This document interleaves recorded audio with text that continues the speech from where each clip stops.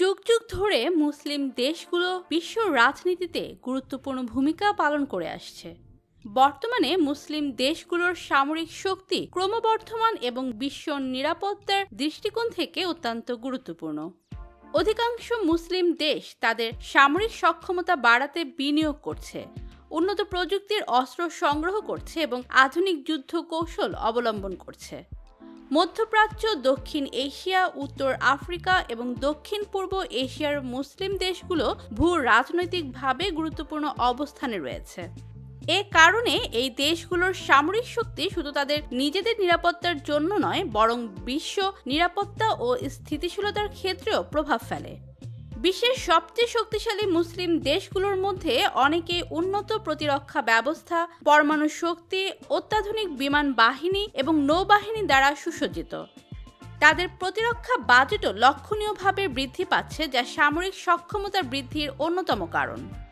আজকের এই ভিডিওতে আপনাদের জানাবো 2025 সালে পৃথিবীর সবথেকে শক্তিশালী 10টি মুসলিম দেশের অবস্থা সম্পর্কে। কোন দেশ সবচেয়ে বেশি শক্তিশালী হয়েছে জানলে অবাক হবেন। তাই বিস্তারিত জানতে চ্যানেলটি সাবস্ক্রাইব করে ভিডিওটি দেখতে থাকুন। তুরস্ক বর্তমানে মুসলিম বিশ্বের মধ্যে সবচেয়ে শক্তিশালী সামরিক বাহিনী নিয়ে গর্বিত। বিশ্ব র্যাঙ্কিংয়ে তাদের অবস্থান 9ম। তুরস্কের সামরিক বাহিনীতে সক্রিয় সদস্য সংখ্যা প্রায় 4,10,000, রিজার্ভ সদস্য সংখ্যা 1,78,700 জন এবং আধা সামরিক বাহিনীতে 1,52,000 সদস্য রয়েছে।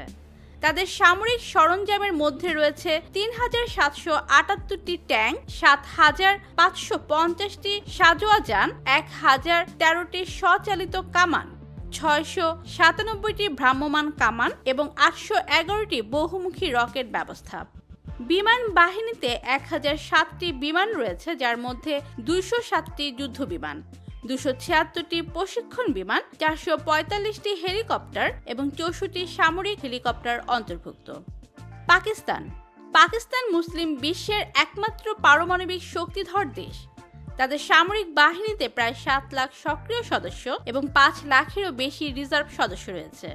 পাকিস্তানের সামরিক সরঞ্জামের মধ্যে রয়েছে 4,000 সাঁজোয়া ট্যাঙ্ক, 4টি ডেস্ট্রয়ার যুদ্ধ জাহাজ, 14টি ফ্রিগেট, 8টি করভেট যুদ্ধ জাহাজ, 28টি পেট্রোল বোট, 8টি সাবমেরিন, 325টি যুদ্ধ বিমান, 30টি বোমারু বিমান, 250টি জঙ্গি বিমান, 110টি সাঁজোয়া হেলিকপ্টার এবং 110টি পরমাণু অস্ত্র।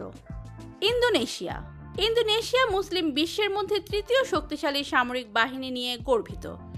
বিশ্ব র্যাঙ্কিংয়ে তাদের অবস্থান 13তম। তাদের সামরিক বাহিনীতে সেনা, নৌ এবং বিমান বাহিনী অন্তর্ভুক্ত।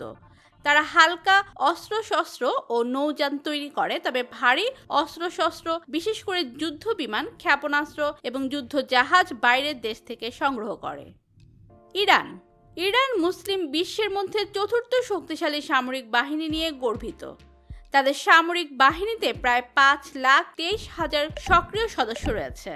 তারা নিজস্ব প্রযুক্তিতে ট্যাঙ্ক, ভারী সাঁজোয়া যান, ক্ষেপণাস্ত্র, যুদ্ধ বিমান, ড্রোন, হেলিকপ্টার, গানশিপ, যুদ্ধ জাহাজ এবং সাবমেরিন তৈরি করে থাকে।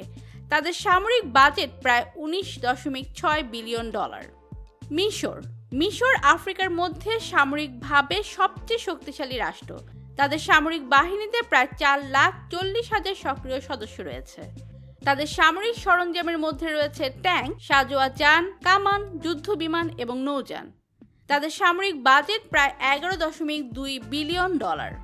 সৌদি আরব অস্ত্র আমদানিতে বিশ্বের সর্বোচ্চ অর্থ ব্যয়কারী দেশ। তাদের সামরিক বাহিনীতে প্রায় 4,78,000 সক্রিয় সদস্য রয়েছে। তাদের সামরিক সরঞ্জামের মধ্যে রয়েছে অত্যাধুনিক ট্যাঙ্ক, সাঁজোয়া যান, যুদ্ধ বিমান এবং ক্ষেপণাস্ত্র। আলজেরিয়া আফ্রিকার মধ্যে অন্যতম শক্তিশালী সামরিক বাহিনী ধারণ করে। তাদের সামরিক বাহিনীতে 1,30,000 সক্রিয় সদস্য রয়েছে এবং তারা রাশিয়ার কাছ থেকে আধুনিক যুদ্ধ বিমান এবং ট্যাঙ্ক আমদানি করে থাকে। নাইজেরিয়ার সামরিক বাহিনী পশ্চিম আফ্রিকার সবচেয়ে শক্তিশালী। তারা আধুনিক ট্যাঙ্ক, যুদ্ধ বিমান এবং নৌযান পরিচালনা করে এবং আফ্রিকার বিভিন্ন শান্তিরক্ষা মিশনে অংশগ্রহণ করে। বাংলাদেশের সামরিক বাহিনী দক্ষিণ এশিয়ার অন্যতম শক্তিশালী সামরিক বাহিনী। তারা চীন, রাশিয়া এবং তুরস্ক থেকে অত্যাধুনিক সামরিক সরঞ্জাম সংগ্রহ করে। মালয়েশিয়ার সামরিক বাহিনী অত্যাধুনিক প্রযুক্তির ওপর নির্ভরশীল। তারা মূলত বিমান ও নৌশক্তিতে বেশি গুরুত্ব দেয়। তো প্রিয় দর্শক, ভিডিওটি ভালো লাগলে লাইক ও সাবস্ক্রাইব করুন। ধন্যবাদ।